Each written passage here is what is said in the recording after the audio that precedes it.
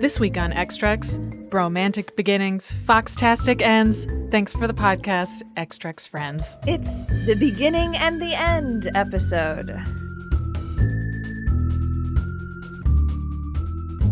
Welcome to Extracts, a podcast where we introduce each other to our fandoms one episode at a time. I'm your host, Erin Cline, an X-Files enthusiastic apologist. And I'm your other host, Stella Cheeks, a forever slut for Star Trek the original series. Each podcast, we pick 2 episodes that fit a cinematic theme, watch them together, and then record our feelings. Our theme this week is the beginning and the end. Today we're watching Where No Man Has Gone Before, aka the episode that was originally filmed to be Shatner's pilot. It sets up some big lore and the big picture tones of the series. It'll always be the true pilot in my heart. And this is it, guys. We've actually reached the end. Today we're talking about the original series finale from season 9. It's awful, and people rightly hate it. It's a truly stupid kick in the dick to only bring David Duchovny back for this travesty of an episode set. But now Stella gets to feel the real X-Files experience. A truly awful finale, baffling in its incompetence. It's finally time. It's the truth parts 1 and 2. Are you ready for it? Dig it in there, Mr. Spock. Always. Have I ever mentioned you play a very irritating game of chess, Mr. Spock? Irritating. Ah, yes. One of your Earth emotions. And now for a quick-ish episode summary. That has not been proofread. Going out strong. Yeah. The Enterprise is following the path of a recorder from the damaged SS Valiant, an Earthship lost over 200 years ago. But that can wait because Spock and Kirk have more important things to do, like play chess. Spock is taken aback by how good Kirk is at chess, and a million fanfics were born. Anyway, back to the plot. The record they find is incomplete, but it reveals that the ship was swept by a magnetic space storm, and that the crew were frantically searching for information about ESP, and then the captain gave a self-destruct order, and that's all she wrote. Kirk naturally is like, well, we obviously have to figure out what happened, and wouldn't you guess the Enterprise encounters a strange magnetic field that damages the warp drive and kills 9 crewmen and knocks out Gary Mitchell and Dr. Elizabeth Denner. When he awakens, Mitchell's eyes glow creepy silver, and he begins to display remarkable psychic powers, including reading real fast, faking dead, and being an increasingly arrogant asshole. Spock is rightfully like, so we have to strand this man or we have to kill him. Kirk objects because Gary is his friend, but Spock argues that soon Gary will see the crew, including Kirk, as a nuisance as his powers develop further, which will endanger the crew a la the Valiant. Kirk reluctantly agrees to maroon Gary.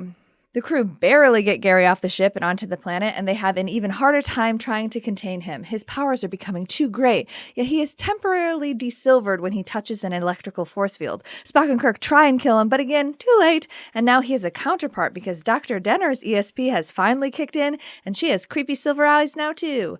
Gary kills Kelso, Rip, telekinetically garroting him, and knocks everyone else out, absconding with his new lady.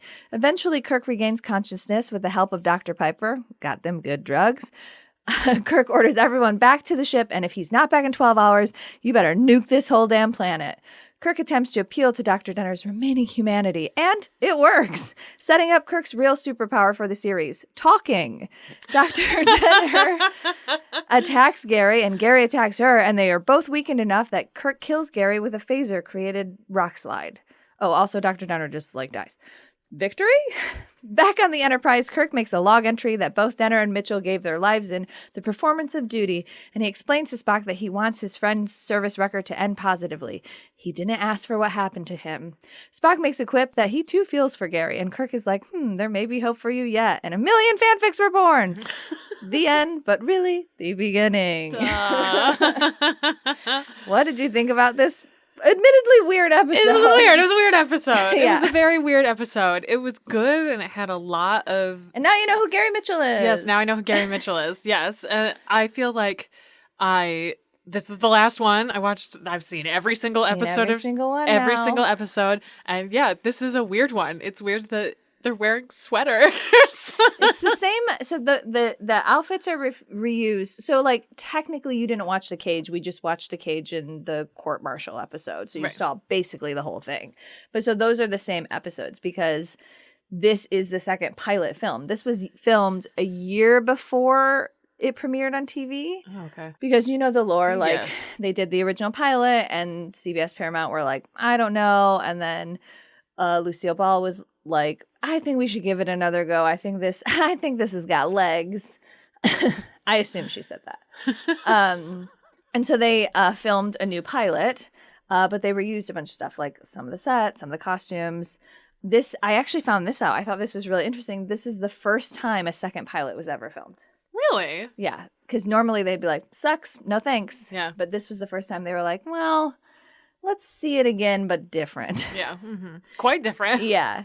And Gene Roddenberry is credited saying something like, it's still a really heady episode. We just put a little death and action in it. And Yeah. like, so, because like the cage doesn't end that way. The cage ends very philosophically, like, I'm stranded here, so I might as well stay, you know, like these Telosians can give me this mental life. What is the value of life, etc. And this one is like all of that plus a gun. And the studio was like, I like this.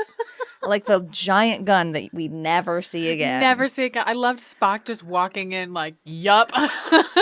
Anybody gonna try and tell me different? I don't think so. I do like that. I do like that they were like, what if we make the guns look less like guns? Yeah. Like, I do appreciate that. Yeah, it doesn't look like an AK-47 anymore. Yeah, phaser rifle. Stupid. But yeah, I mean, there are big differences, right? Everybody's in a different costume. There's a different doctor. Though I didn't notice it, but I read that like DeForest Kelley's like in the background somewhere. Oh, really? I want to like go back and try and find it. I meant to do that before we started recording, but I forgot. But like we get Sulu, but in a different position. Right. We get Scotty in the same position, but just a different outfit. But there's a different doctor. There's a different helmsman, Rip Kelso. The whole time I was like, why doesn't Kelso come back? He's really good. Oh, but that's right. He dies. That's right. They do garrot him. Got it. But yeah, I mean, the seeds are there. Especially they really established the banter and the rapport at the beginning of the rapport between Kirk and Spock. And I think it's actually quite impressive how much is already there. I would totally agree. I feel like they did a lot of that intentionally inside of this that were clearly like, these are the spark moments right now. Yeah. And I thought they did a great job of that. Like, if I had never seen anything else of Star Trek, I could tell you what their relationship was by watching this episode. Yeah. It's a very effective pilot. Also, we get like one of my tenets of like canon. No, Kirk is not like that. Like Gary is the one that says, your nickname at Starfleet Academy was stack of books with legs. Like, you are notoriously known to be like a fucking loser nerd. Yeah. Whereas like canonically, Picard is like the fuck around like fuck boy. But in our like, you know, people who haven't watched these, they're like, oh yeah, he's the slut. And it's like, no, Picard's the slut. Even Gary was like, I sent that girl to you. And Kirk was like, I almost married her. That is not slut behavior. No, it's not. Yeah. And you saw Gary, because you watched Unification. We did like a little mini thing about that. And so like, obviously Dr. Denner dies and we see her die, but we just see Gary covered in rocks. Right. I was thinking that when it happened, like, what, he can't move some rocks? Like, Maybe he just was like, I'm giving up. right. He was like, these idiots, I'll just, whatever, it's fine. But I do like the idea that he's like spends time alone. He's like a god. He's like doing whatever Gary stuff. And then like he's part of the reason why Spock and Kirk are unified. It's like kind of a nice moment because Gary and Kirk clearly have like a friendship, but then he gets these godlike powers. Yeah, friendship, quote, quote, quote. It's a lot of uses for that word. It's Yeah. fine. He gets these godlike powers and then becomes like a dick or whatever. But I do like that moment. It kind of like redeems Gary a little bit, you know? I don't know. But now you know who Gary is. Now I know who Gary is. And if you ever read a fanfic with Gary and he's Kirk's shitty ex, you'll be like, ah, yes, this makes sense. Yes. Okay.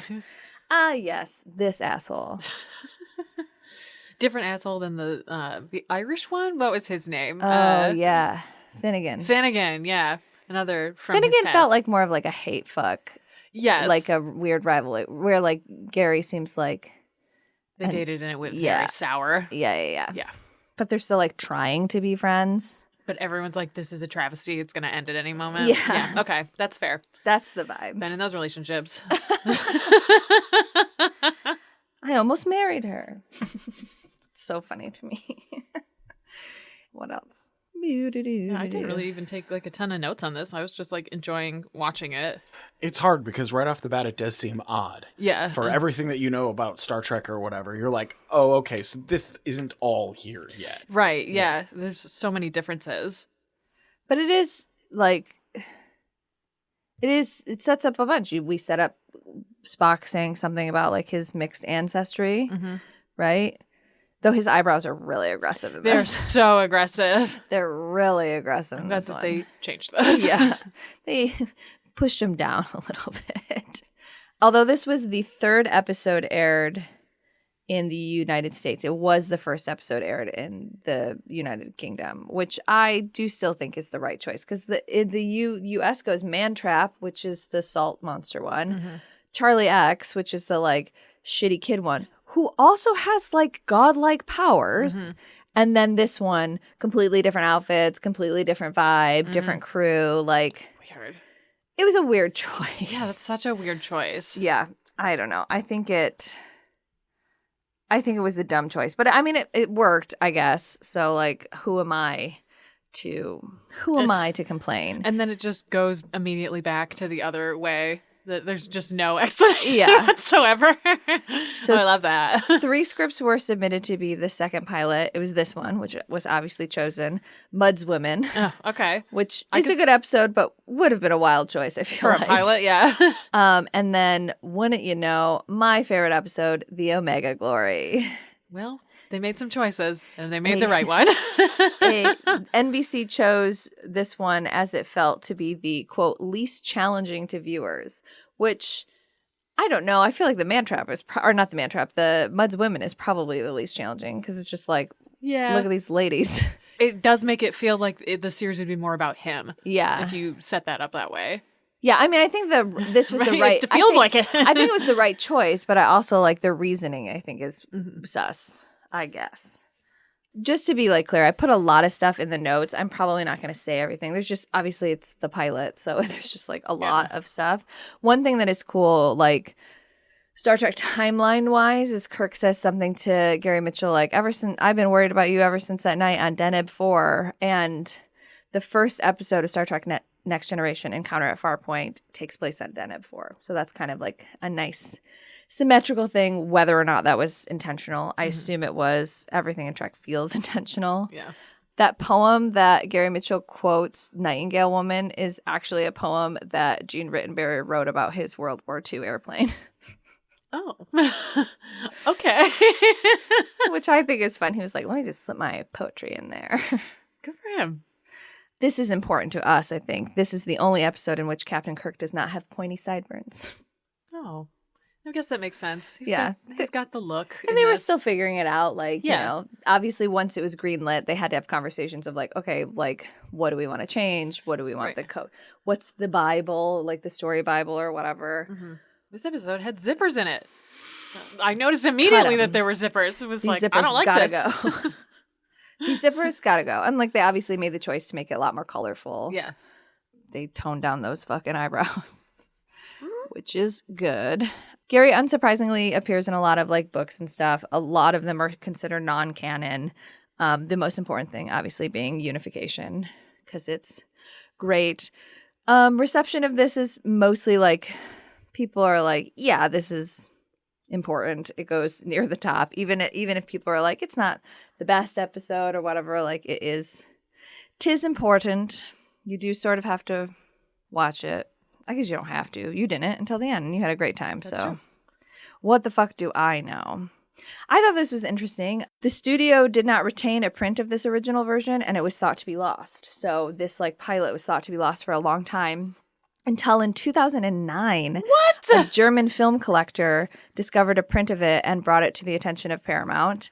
And then they were able to like restore and release it. That happens so often of people just finding film I somewhere. know. Who is storing this film? Well, and there's like so many, you know, like there are tons of like Doctor Who episodes that are lost because they were like, film's expensive. Nobody cares about this. Like reruns were not a thing. Netflix wasn't a thing. Like VHS wasn't a thing. Like if you're not playing it, it's just sitting there. Wild. So strange. It's like they at MGM after the like end of the musical era, They got rid of all that shit. They sold everything. They didn't keep a single costume. They got rid of all the original prints. Like, they don't have the score for Singing in the Rain. It was just destroyed. Like, what? It's crazy to think Baffling. about now. Yeah. They might as well just have lit it on fire. Which is like, okay, I get it. Your movies are new. You don't know how important they're going to be, longevity, etc. But like, art isn't new. Yeah. History isn't new. Like, archiving isn't new. Mm-hmm.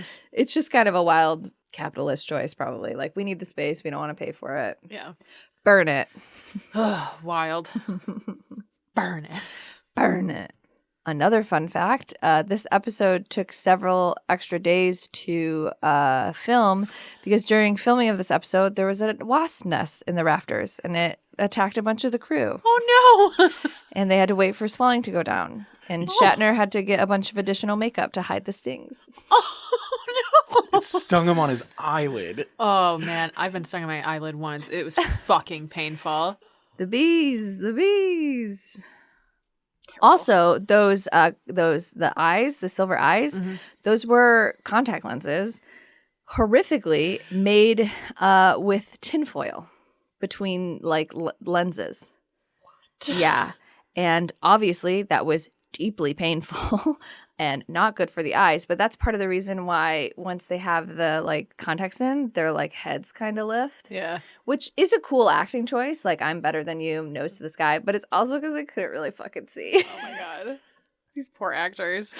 I know. Especially because the actor that played Gary Mitchell, Gary Lockwood, he had to wear them the whole time, Yeah. basically. Mm-hmm. And that's why he's, like, doing this constantly. Just lifting his eyes, which is kind of scary and intimidating. It's, like, Yeah. a good choice. I noticed it that as his eyes got silver, they got like squintier and he started doing the thing. Yeah, it's because they put tinfoil on his I eyes. cannot believe that.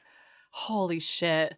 Now that's why we have actors unions now. Yeah, But- man. And, like, they were going to cast another woman for Dr. Denner's role. She's in Amok Time, so she does get cast. But she was like, I actually have really sensitive eyes. I don't think I can wear these. Like, that will make me go blind. Crazy. Horrifying. I also disliked the Yowman who was just really close to Kirk like the entire episode. He was like physically moving her around at one point. And she said nothing. She contributed nothing to the episode. She was just there and in the way the whole time. And it feels weird for a pilot to just I'm sure that the idea is, who is this woman? Let's learn about her later. But she never comes back. Yeah, so she's they just replaced her with Rand. Right. There's just this body in the way the whole time, which is very bizarre. Yeah. But at least we get like Dr. Denner, who is like a female, like Yeah. in a high position of power, even though Gary's a dick to her. And she even says something like, yeah, I have to overcompensate a lot. Mm-hmm. I wonder why. Mm-hmm. Gary. Gary. Unsurprisingly, the guy that wrote this, his last name was Peoples. He wrote it, and then Roddenberry rewrote it several times. And then when people saw it, he was like, mine was better. And there's been like a lot of fighting of who came up with the Where No Man Has Gone Before, which is obviously like a big important thing in Star Trek now. And Roddenberry's like, obviously mine. And Peoples was like, it was me. It was me. There's a lot more apocrypha and like costume stuff and cast stuff, which I'm sure Bobby will get into. But like those were like the interesting things to me. Like the fact that it was the first like second pilot ever. Like that's cool. That's really cool and shocking. And obviously the Lucille Ball like tie-in is always still like very relevant. You know, Spock's the only one that came back from the original pilot. Mm-hmm. So like that is very important. And there's that story of like Gene Roddenberry being like, well, I could only keep one of them, Nimoy or Majel, and I could only marry one. So he's like, I kept Nimoy and I married Majel, even though she comes back obviously as Nurse Chapel, and then various other things. But yeah, this is it. The beginning of Star Trek. The beginning of William Shatner, who does a great job in this episode. He's great. I thought he was fantastic in this episode. Him and Spock, or him and Nimoy were like really locked into those characters early. They were doing good acting. Yeah. Like, without having to do acting, I thought they both did a really good job in this. Yeah. You can see why anyone who would be reviewing the pilot would be like, yeah, okay, I get it. Yeah, especially because like the guy that played Pike was so aloof and very stoic in a like, I'm the captain. I must wear this weight on my shoulders by myself, which is like fine, but not like super interesting television, especially when they're like having an ensemble cast. Whereas this, it was like, no, first officer, banter, like I rely on my crew. Participatory in things. Yeah, which is a very different vibe. Mm-hmm.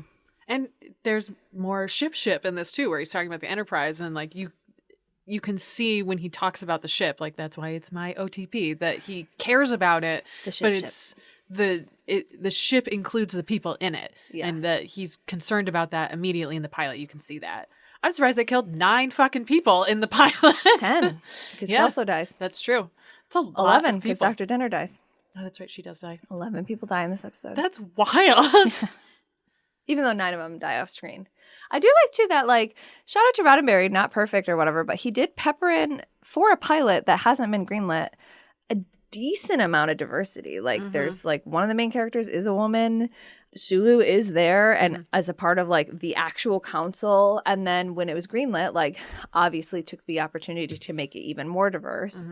Which I think in the 60s, pretty bold move. Totally. I really like Star Trek. And now I really like Star Trek. Yay! Man, I can't believe I've seen everything. I can like go home and watch it if I want. Yeah, you can watch any episode. You can watch, well, don't watch movies without me, but yes, you obviously. can watch the movies. You've seen The 3. whale one. You've seen the whale one. And you've seen Generations. Yes, I have seen Generations. I watched that for Time to Party. And didn't you see... No, maybe it's just those 2. I saw the first J.J. Abrams one in theaters, and then we watched it together also. Yes.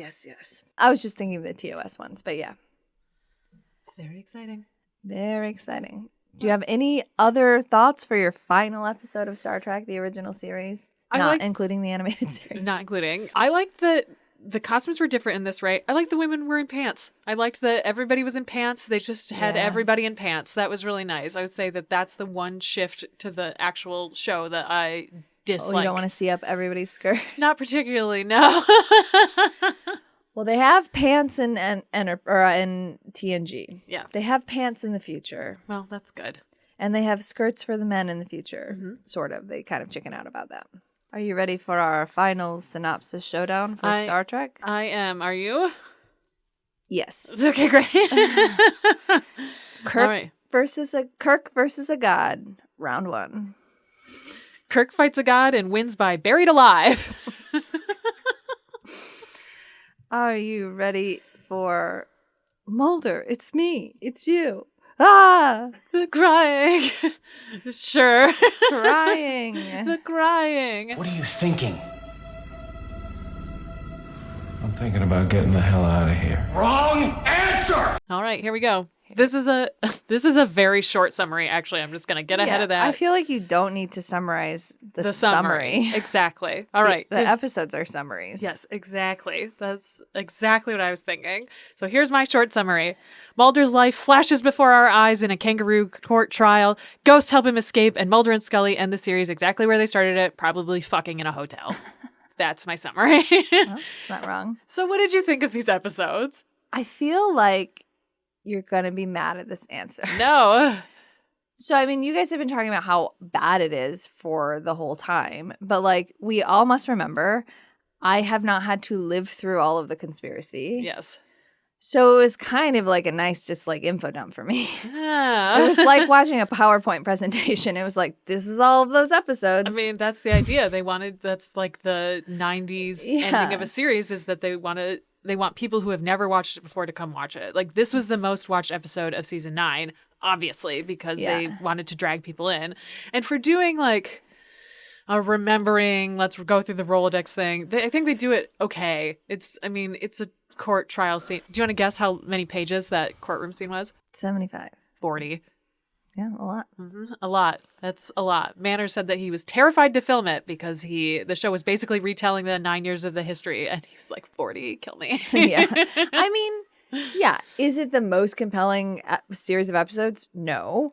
But even though obviously I think they do a good job of making it make at least a little sense. Like, they took all of this crazy shit that, like, they clearly were just making up as they were doing it. And, like, I mean, I know that's what writing is, but they didn't have like an end goal. They were just like, what if it's the petroleum and like, I don't know, super soldiers and like, and they do it's like they wrote a really messy paper and then wrote like a pretty good conclusion. Yeah, I can see that. And they were like, and in conclusion, this means this and this means that and this means that. The end? Yeah. Like it's not a good paper, but like it makes cohesive sense at the end. Okay. The ghost stuff is stupid, but also like whatever. Mulder was tortured. He's allowed to see a couple ghosts as a treat. I obviously liked all the Skinner stuff. I thought he did a pretty good job as a lawyer. For real. Him saying, I'm not qualified to do this. Yeah. He did a very good job. I did like the kind of like gangs all here energy. The like, you know, I know probably watching it, everybody was like, oh, we miss Mulder. Fuck Doggett. Fuck Reyes. Wow, we hate these. But like, you know, it would have been arguably worse if they tried to end the series without bringing Mulder back at all. Oh, 100%. Right? They couldn't have done it. So I do kind of like the gangs all here energy. Hilarious that the big reveal is that it's the end of the world via the Mayan calendar. Very dumb Chris Carter stuff. So stupid. Yeah, that's insane. Imagine watching this for 9 years and then that's the end. That's the conclusion to the government conspiracy you've been waiting for 9 years. Is that it's actually 2012. It's the Remember when Mayan people calendar. were like really like afraid of that? I do remember that. There was a whole movie about it. So this was like one of the first instances of the Mayan calendar ends on this day in 2012. So like at the center of all of that is a little bit of the X-Files. Oh, interesting. I mean, this what came out in 2022 or 2002? Yeah. 2002. So yeah, like had 10 years to ramp up to everybody being like, it's the end. And then we got this. Maybe it was the end, and now we're all in hell. The years ended in 2002. That doesn't sound terrible, actually. 2012. It's true. That's when the world ends. Yeah, I don't know. I feel bad for not being like, it sucked. I mean, it's not good, but like, I guess also I'm living in 2025 where shows just end and get canceled and like there's no resolution and like I would rather have an attempt at resolution than nothing. Yeah, that's right. And I appreciate that. I do think that like there's good acting in it from like the gang or whatever. Also, like I know I wrote in the notes and I talked to you guys about it, but like shout out to the one real lawyer in the kangaroo court, Right. who was like doing a good job because he's the only one that's qualified to be there, including everyone on the judge and jury side. And then when like legitimate evidence is submitted and they're like, nope, we can't see that. Never mind, you're gonna die. The guy is like, wait, what? He like legitimately feels bad. He doesn't say another word for the rest of the episode, but they show him several times and it's clearly that he's like, what did I should have said no to this. This should have been a no. And I like that he wasn't like a capital B bad guy. He was like, I'm just doing my job. I'm a lawyer for the government. Yeah, I like that And he was like, alien. Everyone else there was like, yeah, we know about the aliens, whatever. And he's like the only one that's like, no.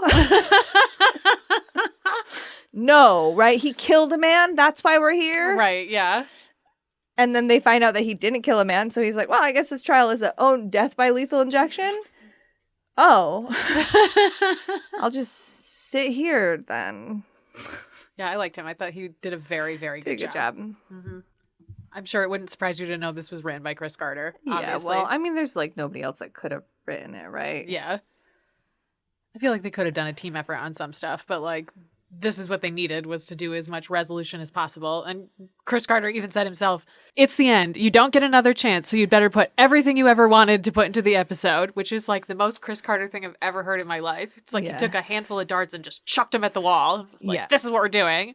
I mean, again, if I was watching this in real time, I probably would have been like, you know, it's like watching Lost in real time. Yes. And being like, excuse me? Yes. But, you know, I've heard several people be like, oh, when you watch it all together or whatever, it's like not that bad of an ending or whatever. Like, yeah, I mean, the only thing that's like really stupid is the Mayan calendar stuff and the fact that cigarette smoking man is there smoking a cigarette through his like cancer hole.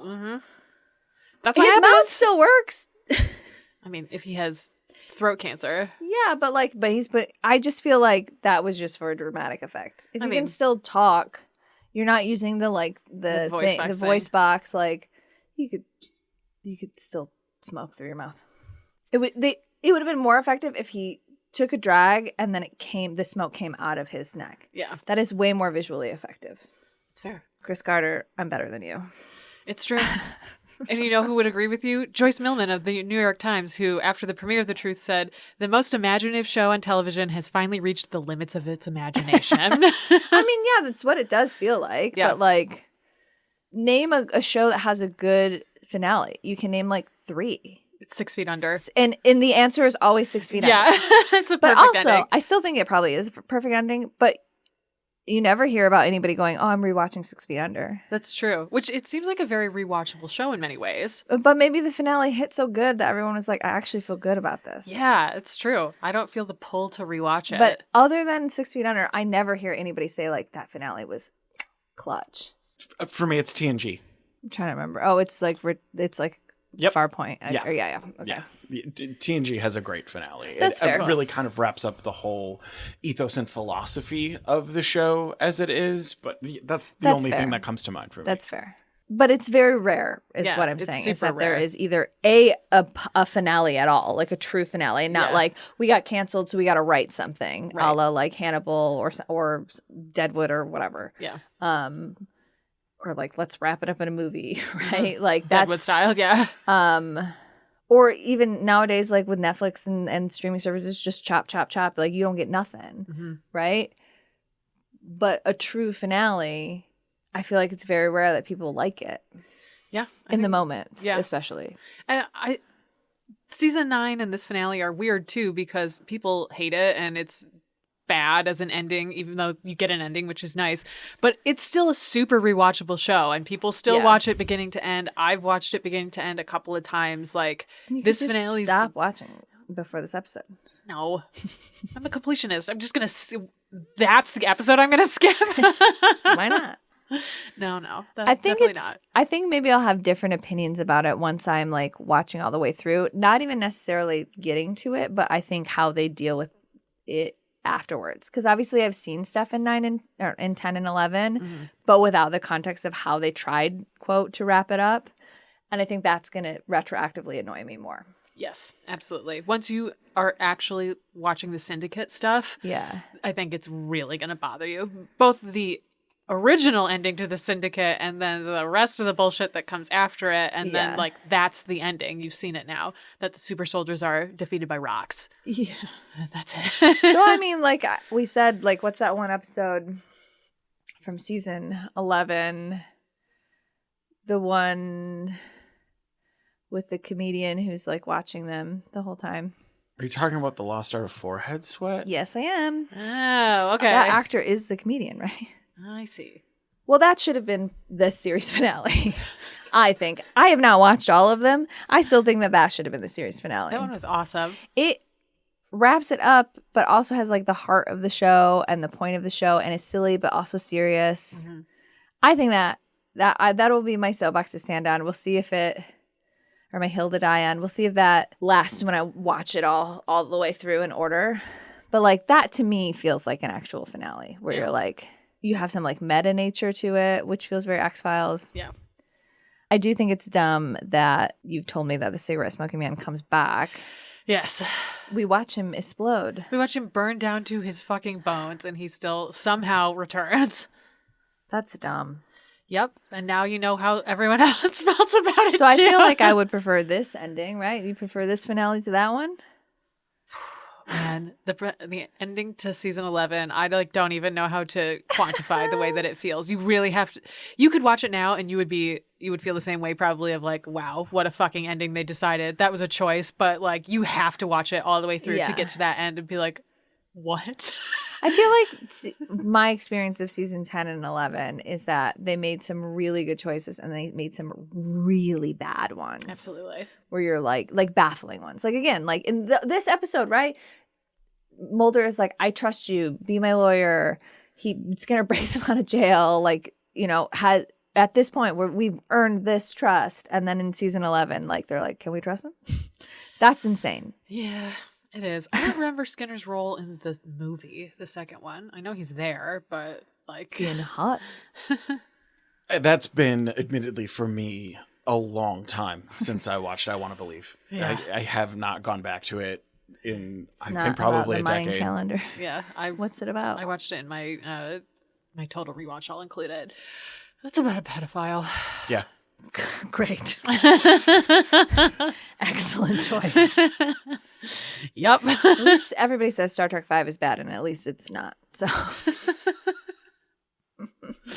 Yeah, I'm excited to watch some good movies afterwards. That'll be nice. the only Star Trek movie of the original series and TNG that is bad is Insurrection. That's my hot take. Because Nemesis is very watchable. Because young Tom Hardy was born in the darkness. Molded by it. Yeah, I don't know. Like, I get why this episode sucks, but also, like, it was fine to me. Okay, that's good. I'm glad. I would rather someone watch it and enjoy it, if I'm being Yeah. honest. Because I like this show a lot, but I don't have that, like, there is something when you watch it out of real time that you get to have a different type of investment in it. Yeah, that totally makes sense. Also, it's an excellent Skinner episode, so what am I going to do? Be mad about it? Yeah, that's fair. It is an excellent Skinner. Both of them are really good Skinner Yeah. episodes. I'm glad that they thought to like feature him so prominently in the ending. He really fucking deserved it. Yeah, for real. And he's in the credits because they have the different credits for 8 and 9. So he at least gets to be included in the title credits for what would have been the series finale too. Yeah. That's it. Those are my Poor thoughts. maligned Walter Skinner. Poor maligned. I do appreciate, because I asked, that Doggett just doesn't come back. Yep. I'm not looking forward to seeing how they like do Reyes dirty. But I do love the idea that Doggett was like, I did that. I'm good. Right? And he saved the poster. And Doggett was like, I have the poster. I don't need anything else. That's right. I love that there was just a phone still plugged in on the floor that she just bent Just down took and started the desk, using. Yeah. left the phone. Just ripped it off. Stupid. That's the FBI. That's what they do. I don't really have any other notes. It's mostly about people reacting to it. It's very split. Some people enjoy the ending of the second episode. Most people don't like it because it's a really unsatisfying ending about a lot of the storylines from the rest of the series. But again, it's rewatchable. It's not like it's horrific. It's not like there's anything really offensive in it. It holds up as an episode from the 2000s to now, which is nice. As somebody who has never met Gibson before, I like that kid. I was like, I like this kid. I think I immediately asked, he doesn't die, right? Because I don't want to watch him die. No, he does not. Does he come back later? I don't think he does. He's just this really important alien telepath. Pfft, don't care. He's Well, they're in the hiding desert. him. He's in the desert somewhere. He helped Mulder, and now he gets to live his life. That's true. Living alone in the desert, reading minds. Someone's here. I can sense them. All right, that's it. All right, are you ready for Synopsis Showdown? Mulder fights the government and wins. Well, I guess I don't have to watch the rest of the series now because I know everything. Perfect. You're right. Are you ready for Deep Throat's mission logs? I am. I felt for him, too. I believe there's some hope for you after all, Mr. Spock. Starting with Where No Man Has Gone Before, original air date September 22nd, 1966, directed by James Goldstone, who also directs What Little Girls Are Made Of, so... Rough. You know. And then, as Stell mentioned earlier, written by Samuel A. Peoples. Peoples also does work for the animated series, but outside of Trek, he's predominantly a Western writer of both novels and television shows. All right, I have a bunch of notes here too, just because there's so much about this in general. Yeah. One thing that I want to nail, because when we're talking about this and we're talking about like the reuse of costumes and props and things like that, the cage cost $630,000 to make. And they made this Where No Man Has Gone Before for like half of that. Oh, Jesus. Because of the money that they already spent and because they were under pressure from the studio to make this second pilot. So, yeah, they really, really pull it together to make it look like what would become Star Trek easily enough. Since this is the first episode of what becomes Star Trek, that is our first time seeing the credits for what would become Star Trek. And the visual director for those credits, getting the shots of the Enterprise and all of that, was a man named Daryl Anderson of the effects company Howard Anderson, who was hired by Robert H. Justman and Gene Roddenberry. And he suffered 3 nervous breakdowns making this, to the point where Roddenberry and Justman went to see him like when it was due or whatever, and he kept like repeating, "You'll never get this to air, you'll never get this to air, you'll never get this to air," and like breaking down crying in front of them. Oh. Thankfully, he had enough shots banked where they could cut that first credit sequence out of what he already had. Everything ended up fine. Stell mentioned the absolute torture devices of contact lenses that Tinfoil. So terrible. Apparently, there's a story as well of the weekend before they were starting shooting, associate producer Robert H. Justman put them on for a couple of hours just to see what they looked like. And he was in pain, but he somehow also said, they'll be fine. That's like old school, like, well, if I can do it, you can do it. Not like, I did it and it was really uncomfortable, so I think I'll advocate for you to not have to do something as uncomfortable for me as I did. And Classic America bullshit. And then another like apocryphal Hollywood story or whatever. But apparently Gary Lockwood, who plays Gary Mitchell in this episode, had some vision problems later in life and cites this as one of the inciting incidents for it. He probably scarred his fucking corneas. That's awful. Mm-hmm. We mentioned 9 crew members dying off screen, and then Denner, Kelso, and Mitchell also dying. That makes 12. That's actually the highest death count that we see in all of the animated and all of the original series. That's right. 12 is the most people that die in one episode. Right in the pilot. Oh, a funny thing that goes unmentioned here because we're watching on a big screen and so much is what's happening. Gary Mitchell manifests like that grave for Kirk. On the grave is written James R. Kirk. I saw that and was like, of James that's not T. right. Kirk. And you better believe Apocrypha, fan fiction, and everyone has thrown every single reason why this is different at this to explain it. The first is Peter David's novel Q Squared, which suggests that the total events of this episode take place in a parallel universe, where that is Kirk's middle initial. The same book suggests that Gary Mitchell's godlike powers are the result of him temporarily being possessed by a Q that was trapped in that barrier, or that Q created a barrier to keep that entity out. And that's how it happens in kind of a parallel universe. Another is from the 3-part novel series My Brother's Keeper, written by Michael Jane Friedman, that said that the R is actually a dig from Gary to Kirk because one of his academy nicknames was Racquetball. Okay. I just assumed like you're friends and you think that you're really good friends, but like, do you know people's middle names? Probably not. You're just like, I'll take a guess. I'm going to guess it starts with this letter. And that's one of the... He's a bad boyfriend that never knew his partner's middle name. Oh, totally. And one of the other more mainstream suggestions is that while having these powers, Gary Mitchell is still human and capable of error. Yeah. For now. Oh, there is an alternate version of these events in an IDW Star Trek comic book where Denner is never on the ship because in this reality McCoy is, and they used to be in a relationship that ended badly. Oh. So when Dr. Denner hears that Bones is on the ship, she refuses to go. Oh, shit. Okay. Wow.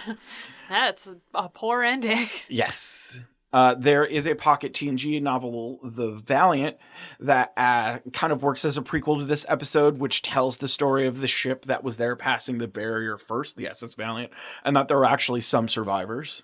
And then we mention Gary Mitchell, specifically Gary Lockwood coming back as Gary Mitchell. He does this both for a 2014 fan film, Star Trek Equinox of the Nighttime, and then, of course, Unification, which we've mentioned a couple of times. One last interesting use of Gary Mitchell in Extended Apocrypha that I learned about while researching this episode and want to dive into immediately is apparently there was a Star Trek X-Men crossover comic book. Yeah, I have it. Called Star Trek, where Gary Mitchell fuses with Proteus. Yeah, I have it. You want to read? Fuck yeah.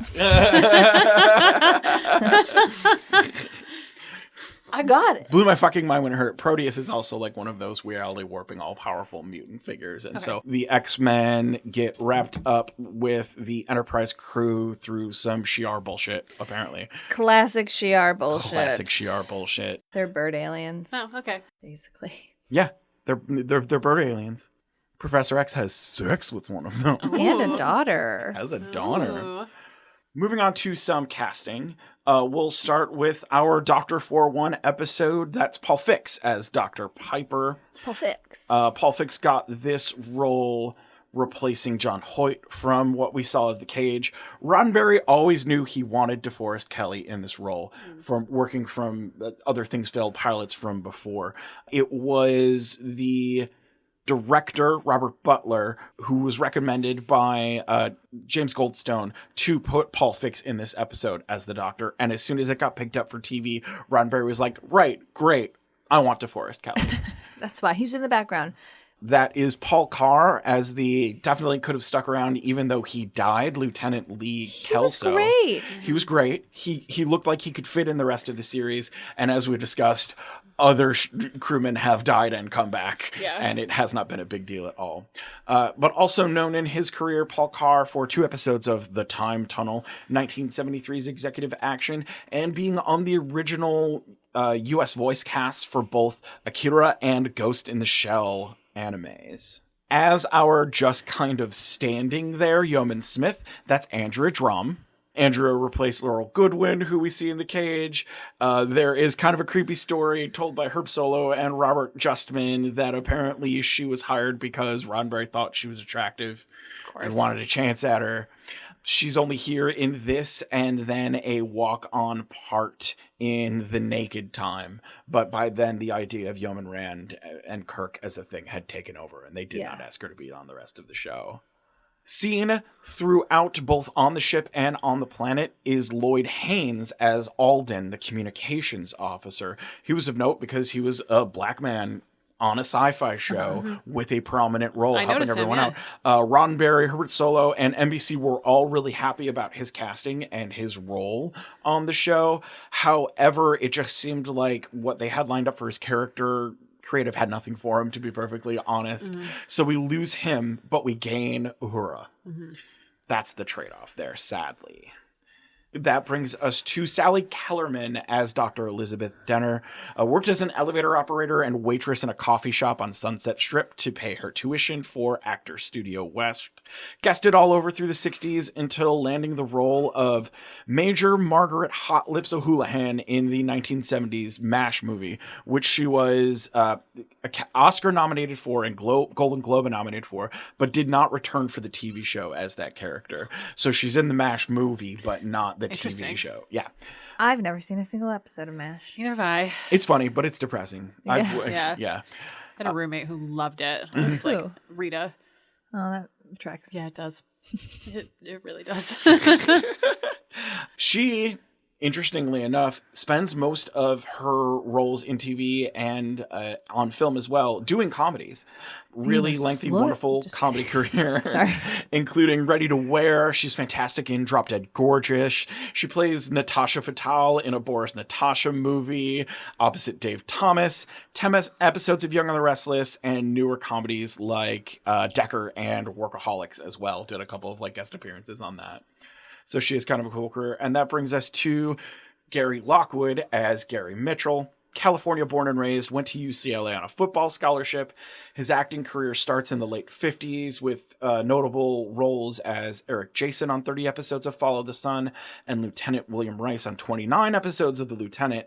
He does this, and then the very next thing he does after that is go to Britain to work with Stanley Kubrick to co-star in 2001: A Space Odyssey. Oh, okay. Also Right. never seen that. Huge, formative, back-to-back space roles. Kind of insane. Yeah. Then does consistent movie and TV work through the 70s and 80s. And then, as we said, coming back to the role of Gary Mitchell a couple of times to voice him in a fan-made movie and then to do his parts in Unification. Also, I think Estelle mentioned too, he was big jumping on early of, even though this is his one episode, going to fan events, going to conventions and things like that. He was always very embracive of the Star Trek community. Cool. Also, we didn't talk about his Mr. Fantastic sideburns. Oh, Like, yeah. as he gets his god powers, he gets the, like, Mr. Fantastic, like, hair. And I just appreciate it. Anytime, I like when magic and power has a cost. Yeah. And so I like the concept of him like burning out his body, aging, embodying these yeah. godlike powers. Moving on to not the end, but the end and the truth, parts 1 and 2. Ugh, God damn it. Original air date, May 19th, 2002. Written by It Could Only Be Chris Carter and directed by Kim Manners. It's Kim Manners' last X-Files episode before moving on to Supernatural. Supernatural time, baby. Ooh, Yeah. time to repeat some of these mistakes. Yep. Time to keep making the TV. Yeah. Because that's what Kim Manners did. He made it the TV. Time He to cranked bring them out. in the bees. Kicked it in the ass, brought in the Get them bees. bees in. Some things that you kind of miss here and there because you're watching this out of order. That guy who's called out as an alien in the tribunal or whatever, he's a character named the Toothpick Man and shows up in a couple of other season 9 episodes before this. Some of the ones with Carrie Elwes in them. Yes, Carrie Elwes is in the X-Files. You've never seen any of the episodes that he's in. You know who else is on the X-Files? Lucy Lawless. Oh, yeah, Lucy a person Lawless is in- you've never seen on this podcast. I watched Robin Hood Men in Tights on Friday. Oh. Good Great enough. You movie. did it. You did it. You won. It was Barry's husband's birthday, and we went over there, and he got to pick the movie for his birthday, and he picked that. That's fun. Again, probably some shit in there that does not age well, but Not a lot, actually. Not a lot. Really? Not a lot. because it's so slapstick. It's yeah. Yeah, there's a couple things, but like nothing that makes you go. Yeah. It just makes you go. Not great. Okay. You All right. know? That's good. The question came up about this military tribunal bullshit while we were watching this, and so this might be a little wordy, but there is actual justification here. Kirsch points them to. Kirsch says to Skinner, "Oh, you better look up Title 10 of the U.S. law or whatever." What Kirsch is actually referring to is apparently Title 10, Section 819, Article 19 of the Jurisdiction of Special Military Courts, the summary of which states that a civilian may be tried in a military tribunal in certain special circumstances, such as if martial law has been declared and a civilian is arrested by the military for committing a crime, or if a civilian is part of a militia that is carrying out an open insurrection against the United States government and civilian has renounced their United States citizenship. But also crimes involving military and military grounds. Like murder on military base. This is allegedly how we charge some of the terrorists that were involved with 9/11. Huh. They did not go to any jail or see any court or judge. They found them and they put them under military tribunal. Ain't America swell? Yeah. Yep. Ain't it swell that so many people in this episode can say this is a bullshit trial and this is ridiculous and there's no way that this could be lawful and that it is actually in real life to the letter of the fucking law. Yeah, for real. Ain't it swell, Hermia? Feels great. Feels great. Love to Love be it. free. When we're talking about this is 2002. I want to believe comes out 2008. So Big time jump. 6 long, miserable years. it takes Carter 6 years to land the fucking plane as And far what as he comes up with, I'll make a movie about a pedophile? what he comes up with is I don't want to do any of the conspiracy storylines that we just wrapped up in the show. I want to do X-Files movies that are monsters of the week. And the one he picks, sadly, does not work as a movie. No. And so the plan was to make Star Trek Insurrection. Yeah. The plan was to keep making X-Files movies until D-Day, until the 2012 alien invasion. And that was supposed to be the last one that they make. But I want to believe shit's the bed so hard that they never get to do that. And in 2015, when they finally come to Fox again and Fox says, yes, but you're making a TV show again and not movies. Yeah. Yeah. Moving on to some casting stuff, I'm going to stick to just the specific and unique cast that we get in this, because as we've mentioned, everyone comes back as a ghost. It is... Well, and we've seen most of these people. We've talked about almost all of them, right? Yes. Yeah. So there's only a few smaller roles that we haven't seen. We see as a postcard Eric Bentley. We don't see him a lot in anything else, but he does video game voice acting work in Red Dead Redemption, Kingdom Hearts, Fallout series, and a narrator for Digimon, which rules. Seen for a short meeting with Kirsch. Yeah, I in want to the know that guy. first part of it. His face, the whole time I was like, who the fuck is this guy? That's William Devane as General Mark A. Suvig, and he's a huge TV star at this point for being in 266 episodes of Knots Landing as Greg Summer, and then is in he's a mainstay TV star everywhere else after this. Yeah. It blows my mind that they give him just that in this script. Just bring him on for that short scene. But also because he is a really busy working actor, it's probably all he could do. It's cool that he was there. But it does the same thing to me every time I watch it too, where he pops on screen. I'm like, that guy, yeah. As our Indigenous woman here, we see Julia Vera. We've actually seen her previously playing Lana Chi in Dreamland 1 and Dreamland 2. As one of our guards here is Christopher Stapleton. We also see him play Captain Robert McDonough in Dreamland 1 and Dreamland 2. It's a two-parter, I guess. As our Indigenous boy is an actor named Cody Lightning. Cody also plays the Lug in 2005's fantastic noir Brick. That's the other most notable role he has, but he has worked in other directing roles as well. As the aforementioned Toothpick Man, we'll talk about him here because we don't get to any of his other work in the show. That's Alan Dale. So he plays this character in the two-parter Provenance and Providence in season 9. And also an impressive character actor career, including Councilman Rockwell in Captain America Winter Soldier, Ellis on Entourage, Widmore on Lost, Caleb Mickle on the OC, Bradford Mead on Ugly Betty, Vice President Jim Prescott on 24, and Praetor Hiron in Star Trek Nemesis. Oh, yeah. That's Adam Baldwin as Noror. He can eat shit and die in hell. Hey. That's Jeff Golka as Gibson Praise. Plays a wonderful, weird little kid. Yeah. And he does that in the end as well. He's that kind of purposefully awkward thing. He plays He was great. Yeah, he plays this character in a total of 5 episodes. I like over him. those years. Also more recent roles in Once Upon a Time, the new Are You Afraid of the Dark, and the current series Laid as well. So he's still working. He looks totally different now, though, because I did Google him. Yeah, because And he he's lost grew some up. hair and he has a beard. He's an He's older not wearing those person big now. old He's an adult glasses. Right. Also notable character actors that have done everything. That's Special Agent Kallenbrunner, who's played by Matthew Glave. Glave... Yeah. I looked him up and I was like, I don't know him from one thing. I know him from everything. Yes. Yeah. He's another one of those guys. He does a Millennium episode before this via Dolorosa, but his on-screen credits start in 1992, where he was a bartender in Cheers. Yeah, start small. Sure, why not? He was doing solid TV guest work before playing Glenn Guglia in 1998's The Wedding Singer. I've never seen that movie. Neither have I. That was a big zeitgeist role because that movie was fucking everywhere. No, I know. I think it's shocking that He plays the douchebag guy that Drew Barrymore's character is supposed to marry. In that. But then he does a 15-episode run on ER. He's on SG-1 for a bit. He plays Colonel Scott in the movie Argo.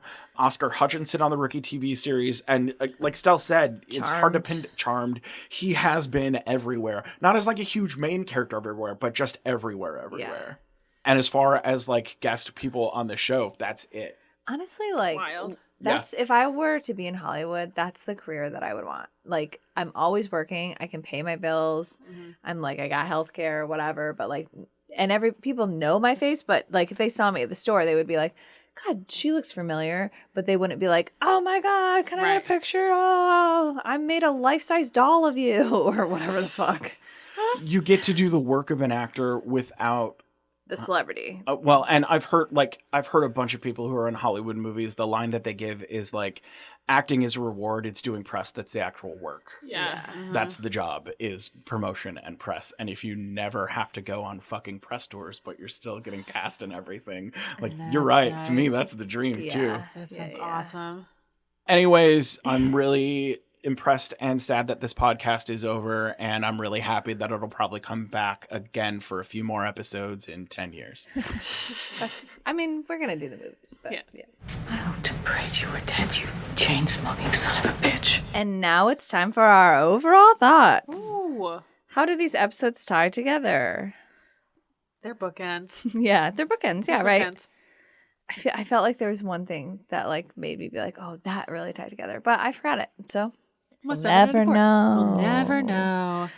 They tied to the theme because one is the beginning and one is the end. Yeah. Ooh, rock deaths. Rock deaths. Rock We had deaths, two rock deaths. That's what it was. That's what it was. Rock deaths. I knew it was something. There was one thing that happened and I was like, this is the same.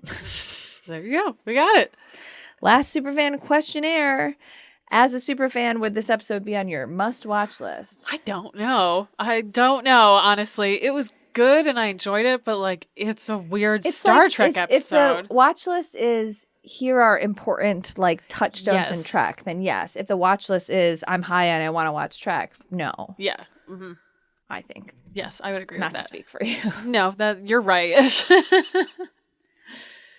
Nope, you're I right. mean, there's so much good Skinner in it. I almost want to say yes, but no. But also, he's so good in it. I mean, you love Skinner. I do love Skinner, and you guys have deprived me of him for months. I know. You got him now. Months. You got him in the last ones. We snuck him in there for you. Is there a series-defining moment in this episode? Just Spock and Kirk's like banter. Yeah. Other than that, not really. I mean, I you think get that chess scene is really series-defining for me, Oh, interesting. Okay. which is Spock and Kirk banner. yeah, that makes sense. Yeah, the chess thing doesn't hit for me in the same way. I've seen them play chess Yeah. before a couple of times. It's a real big fanfic thing. Really Yeah, interesting. foreplay. Okay, I see. Nerds, got it. Is there a series-defining moment in this episode of the X-Files? Probably when Mulder is really, really chill, and then he finds out one of them's an alien and immediately freaks out. Yeah. And it's like, you were being so good. You were doing such a good job. You You did said such a good job. he's perfectly calm until the moment that he's not. Yeah, criminally insane. Yes, that's Mulder. Does this affirm your OTP? Yes, of course. It was another ship. I was so excited about it. I love my ship. What about you? Did this affirm your OTP? I mean, kind of both. Like, if the OTP is like Scully and Mulder, then yeah, obviously. If the OTP is the triumvirate, then also kind of yes. Yeah. There's a scene where Mulder like basically goes in to kiss Skinner, and he's like, "I'll be saying no now." Which then happens also- right after he makes out with Scully right in And front of Skinner us. So doesn't close. move, So close but like to him. kind of like looks around. It feels like he's deciding if he's like, should I get in on this or I don't know. If I take a step in the opposite direction, is Yeah, this rude that is I'm this- standing here? Notice me. Right? Hey guys. So kind of yeah for both. Also the like even the energy of like Skinner and Scully like coming into the jail together at the beginning, and I was like, yeah, I love them. Hold hands while you do it. kiss. Because I weirdly read that's my straight ship. It's very funny. It's the only straight fic I read. The Skinner Scully. It's very funny. Never could have predicted going into this that you were going to get obsessed with Walter Skinner of all of the characters. I mean, I like Scully and Mulder a lot, but Skinner just really, it's just part of my brain that I can't explain. It's so funny. I love it. Love them. I think it's fantastic. Is this episode a fuck, fine, or a flop?